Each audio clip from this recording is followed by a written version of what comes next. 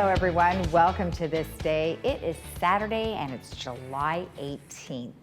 On our show today, we have two folks that we haven't heard from in a little while. We have Sterling Financial with Dan Ohlweiler, and he actually is going to go over a couple of things regarding some investing.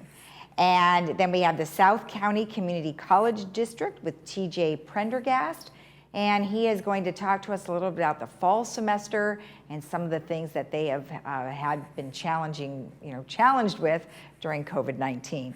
Now let's go to our resources in which we normally share with you. We have ochealthinfo.com, and of course those are where all the numbers are for you per state and city, as well as where testing centers are. So if you wanted to go get a COVID-19 test, you can certainly look on that site to find the closest one to you.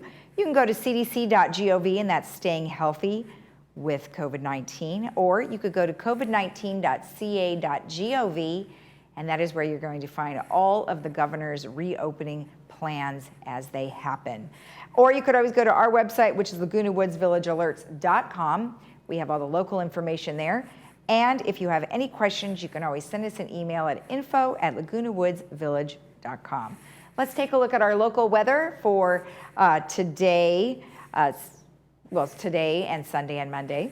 Saturday, we have 84-64, Sunday, 85-64, and Monday, 83-66. Going to be a little bit cooler. And if you are traveling, you may want to take a look at the weather in areas in which you might be going to. We have the beaches, which are at 77-64. The ocean temperature dropped to about 64 degrees. Mammoth, 81-45. Big Bear, temperature up there is 81-48. And Palm Springs dropped slightly, 111, and overnight at 79. So at least the nighttime temperatures are a little bit cooler there. Our sunrise and sunset, our sunrise this morning was 5:54, and our sunset will be 8 o'clock. And thank you so much to Alan, who sent us this lovely photo of our American flag with some beautiful roses in someone's garden. So thank you, Alan, for sending that. Of course, if you have a photo that you would like to share with our community, please email it to lagunawoodsvillagetv@gmail.com. When we come back, we will have Dan Ohlweiler with Sterling Financial. Stay tuned.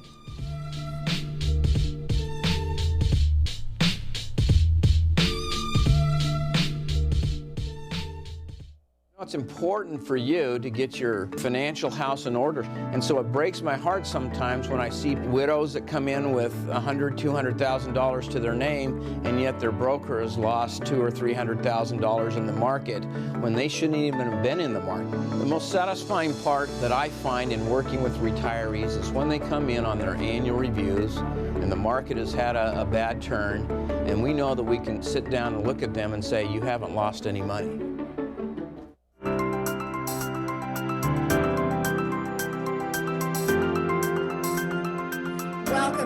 Today, I'm joined by Dan Ohlweiler, and he's with Sterling Financial.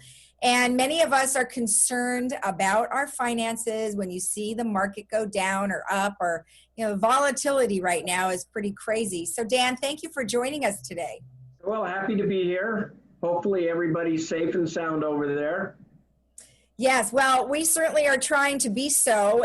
Although when you look at our finances, some people are having to dip into their savings, especially if you had a job and maybe you don't have a job. Right. But they also may have lost money on the market. So you evidently you have a sort of a brochure that kind of goes over things to look for when the market's down. Everybody has concern when the market goes down. Back in March, when it was 34%, everybody was freaking, and rightfully so. You retire based upon projections that you have, and or your 401k, you're getting ready to retire, and all of a sudden now it's down 35%. It wakes you up fairly quickly. Now, luckily, over the last couple of months or so, it's come back a little bit, and it's not down quite as much, but it's still down.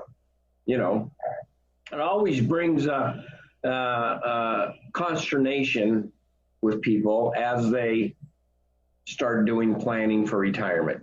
Right. Well, as I look through your brochure, you have just kind of right at the beginning, it talks about investment markets go through cycles. So we're seeing that now, right? Up and down, but it's the bear markets that really impact us. What I have found, Lisa, is that when people retire, losing money in their portfolio is going to affect their life much more than making more money, generally speaking. It's going to impact us negatively much more than it's going to help us. And so as they get into this retirement stage or retirement mode, people really ought to step back and say, okay, how much risk do I really want to take? Is it worth it? I had a client come in this past week, and he's had money in the market, and he's 72 years old, and he says, Dan, he says, at this stage of my life, why am I even risking it? You know, and that's a good question that you have to ask yourself.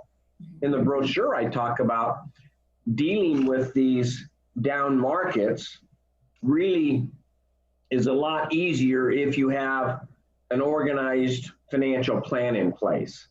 Right. If you have a financial plan in place and your income is fairly secure, having a down market isn't quite as critical as if you don't have a plan. Exactly. And I guess sometimes people want to sit on their cash. You know, what does that do to them?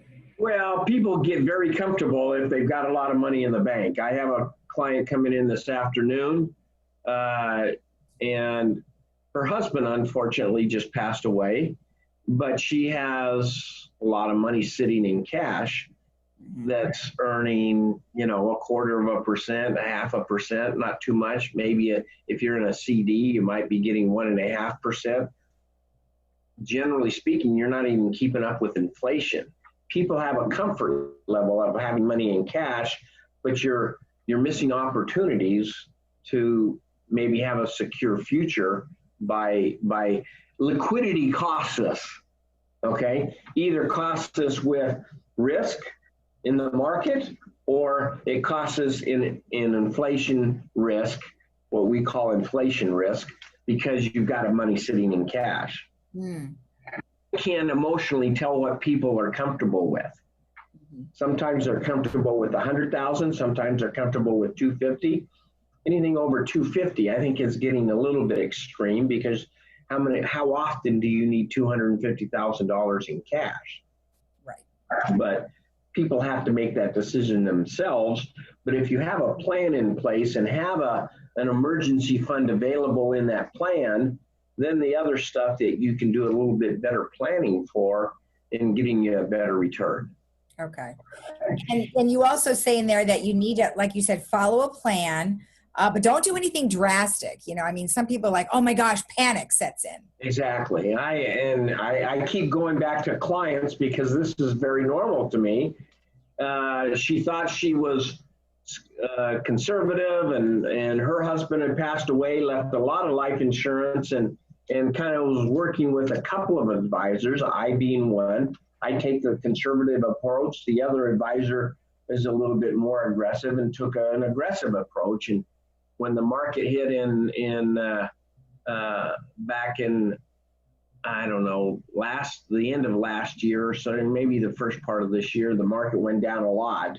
Mm-hmm. She came in and she says, I thought I had a better stomach for this, but I don't, you know. And so we moved some of that money out of the market and into some secure type of investments. But people really need to have a plan in place so they can follow that plan, and don't blow up the plan just because the market went down.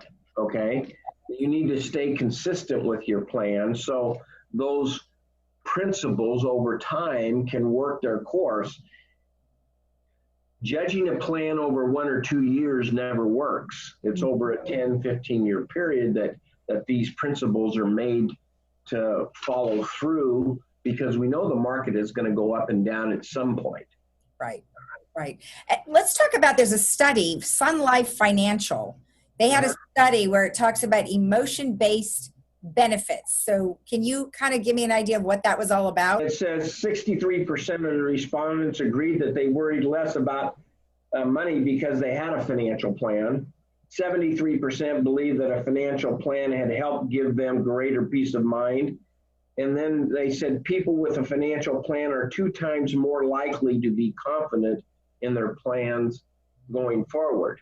Right. So having a organized plan really does bring what I call peace of mind and confidence going forward, as long as that plan fits into your risk tolerance and income needs.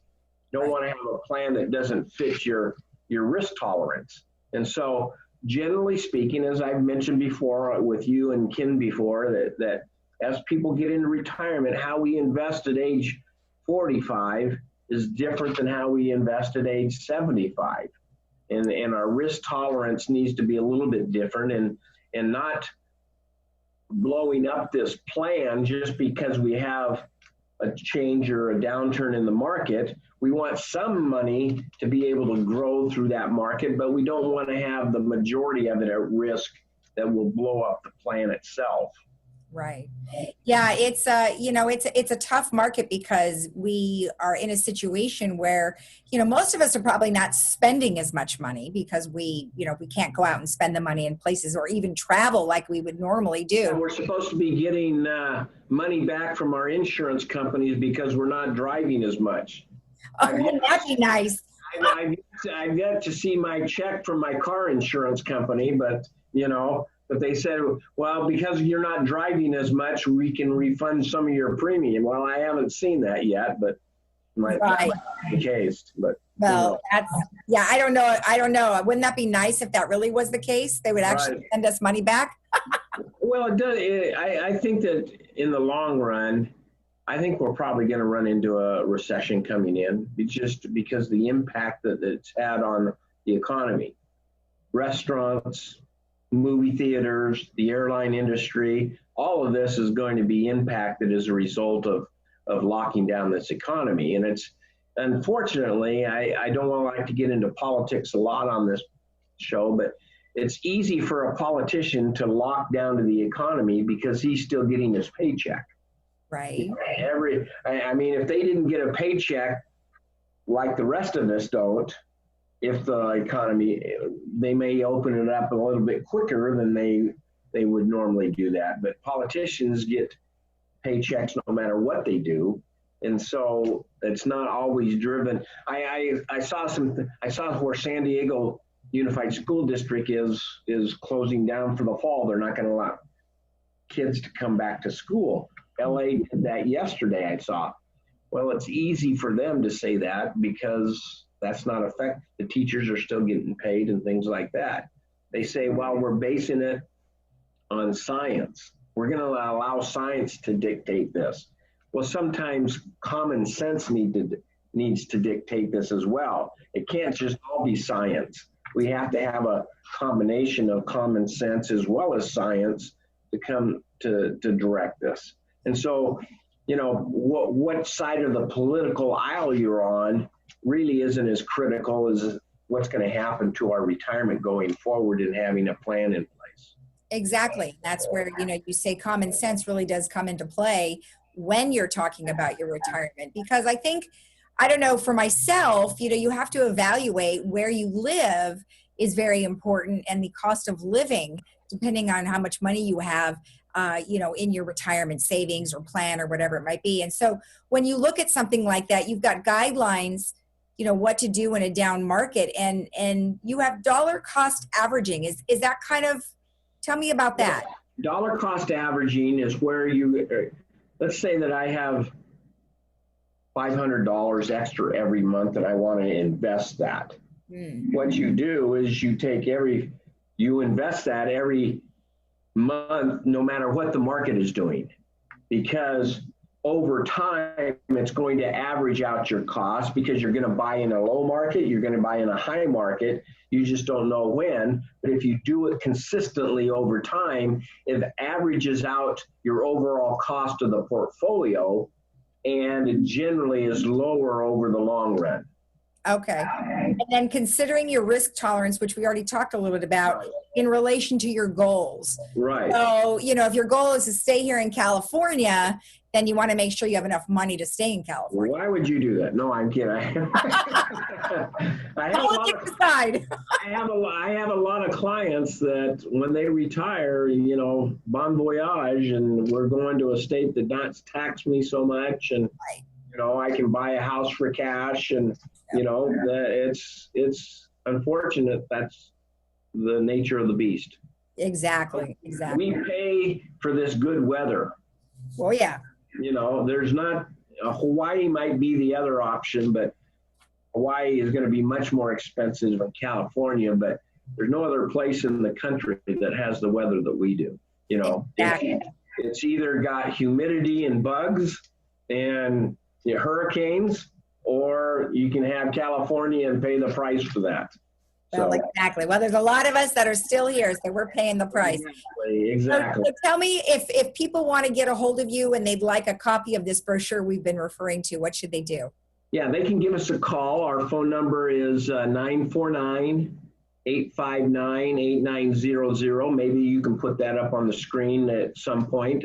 And or they can email me at dan@sterlingfa.com. Either one of those, we can give them a copy of this brochure, and we'd be happy to sit down and even do a Zoom conference or a telephone call if they'd like to discuss their own personal situation. Okay, perfect. Well, thank you so much for taking the time. I appreciate it. It's always great to chat with you, Lisa. Hopefully we can do this in person before too long. I hope so. Thank you. All right, we'll be in touch. Okay. And we'll be right back after this.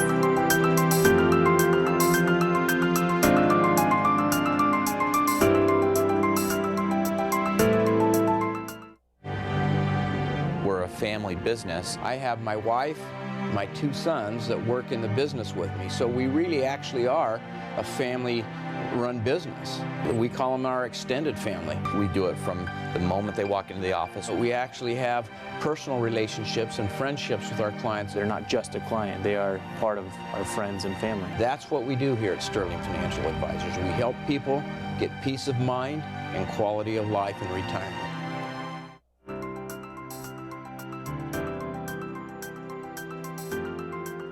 Welcome back. Today I am joined by TJ Prendergast. Welcome. How are you today? Good. Thank you for having me. You're welcome. I mean, boy, a lot has changed, and we're well aware that schools are sort of deciding kind of where they're going and what they're at. But before we talk about what the schools are doing in your district, tell me a little bit about the district itself and just kind of about you. Our district covers primarily Saddleback, Irvine Valley College, and the Advanced Technology Park up in Tustin. And we serve 30,000 plus students, and it's a lot. It's a big district. And I live in the Tustin area, represent area 2 of the district out of the 7 board members that oversee the district. Okay. Let's talk a little bit about some of the challenges. I mean, we're now going into, I think, month 5 in this whole quarantine thing. And, there's a big struggle between whether or not schools are going to have classes online, they're going to do a hybrid situation. What are some of the things that you guys are sort of dealing with? So we put out the 2 college presidents and the chancellor and all of their administrative staff have been working very, very hard in working with classified and faculty in what is the best, safest environment that we can offer education to our students. We have used the state and local and federal guidelines for those safety measures, and believe that we've come up with what can be the best possible, all things considered. And it is important to know that things seem to change by the day, sometimes by the hour, and we adapt to that. But they've come up with a plan where certain classes that pretty much have to be met in person, labs, things of that nature, a way to do that as safely as possible.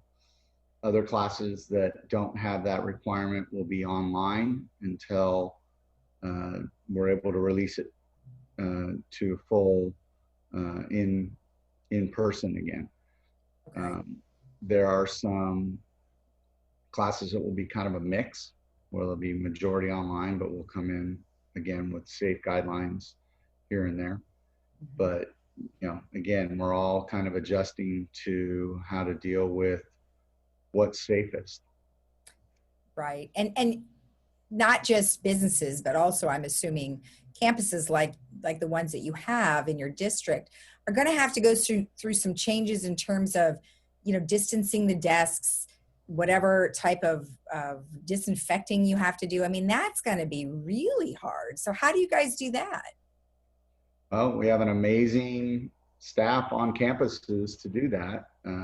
It certainly changes kind of their normal operation, whereas before they may have, vacuumed carpets, or wiped down the door handle here or there. Now they're really going to have to do a lot more, and we appreciate the extra work they are going to have to do. And of course, as you're probably aware, there's been budget discussions at the state level and the federal level as to funding and how we're going to deal with that. We were very, very fortunate in the May revision from the governor that no cuts to community college are being planned.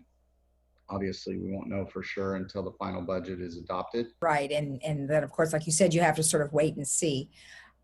So let's talk about some of the virtual. I know you mentioned that many of the classes will be an online thing. Are the teachers going to be teaching online, or is it kind of like the ones you have over the summer where you would just read and submit stuff? How does that work? Well, I can't honestly say that all the classes in the summer were just read and submit stuff either. There's teaching going on, and our professors have been trained in kind of a way to keep students engaged by showing up to online lessons and getting that information in order to better understand the material. So teaching is definitely still going on. Is it as good as if they were in the classroom? Obviously not. But our professors are making every effort they can to be accessible for their students, as well as engaging them in online lessons. Okay, great. And then I understand you guys had a virtual commencement this year. Yes, for both Irvine Valley College and Saddleback College, with doing the best we can, we offered a virtual commencement. Those are both still available to watch online for anybody who missed them or wants to see them. But I have to commend the staffs at both colleges. Did an amazing job putting that together. They had trustees like myself. I got to give a speech as president of the board to congratulate the graduates, and the other trustees recorded messages as well. The chancellor, the college presidents, key faculty, they had a student speaker. So it was as close to a regular commencement as you could possibly imagine with all things going on. The only thing, they didn't get to walk across the stage and pick up a promotion. It's as good as we could do, and it came out very nice. Yeah, people are getting really creative right now, and it's just amazing how many things we can do online. So I'm impressed with the technology, and I'm also impressed with the creativity. So it sounds like you guys did a really great job of coming up with whatever was the next best thing. Yeah, absolutely. And again, we can't thank the faculty, the classified, the administration enough for everything they did to pull these things off, and are continuing to pull these things off, especially the rapid change that had to occur back in the spring, as well as the preparation for the summer, and then now going into the fall and beyond. Right. And obviously, well, we've had a discussion about what you're going to be doing for fall, and you don't really necessarily know what's going to happen for spring. But obviously, as things keep going the way they're going, then you might have to still have online classes. So, when you're looking ahead and all of the things you mentioned in terms of, budget, money, that type of thing, how does COVID-19 change how you look at a budget? Well, interestingly enough, it doesn't change as much as you think it would. There's a lot of people who, well, you don't have all the use of the building, so you don't have to, well, you still have to maintain them. You need them ready to go when things do come back to the regular classrooms. So you can't just neglect those things. So that part of your budget still has to continue. Your staffing is the same, if not in some senses increased. If you have to, if you find that the personnel that it took to keep things clean and safe before is not adequate enough, you may need to bring in more. It depends on how effective the jobs are being done. We haven't seen any significant shift in that budget, mainly again because we were fortunate that there wasn't a cut to community colleges in the current budget. But we were looking at having to make some cuts if that didn't come through the way it originally had been presented. And so, that could mean programs, it could mean this, that, and the other. But right now, it looks like we're going to be able to offer some of the same services that were around before all of this. Now, one example of a significant shift that could occur, obviously, with no one on campus, you don't need the cafeteria set up. And that cafeteria budget was part of funding ASG and ASIDC, ASG and Saddleback, some of their funding for being able to provide services for the students. Okay. But some of those services were to help fund clubs that may not be meeting the way that they used to. So they may not have the financial needs that they did before. So it seems to all be balancing out, and yet again, we don't know what's going to be tomorrow. Right. Exactly. And with now, the governor has gotten back and shut down some additional things. So, like you said, you just never really know, and we're all trying to adapt the best we can. But, good for you guys. It sounds like you really got a good handle on it, and a wait and see sort of attitude. You really kind of just jump in with what you know and go from there. So congratulations on getting everything put together for the fall semester. Well, thank you. Anything else? I think that's it. We covered the current topics. All right, perfect. Thank you so much for your time, and we'll see you again in maybe a couple months to sort of see where we're at. Yeah, we'll see. Okay, thank you. Bye. And we'll be right back after this.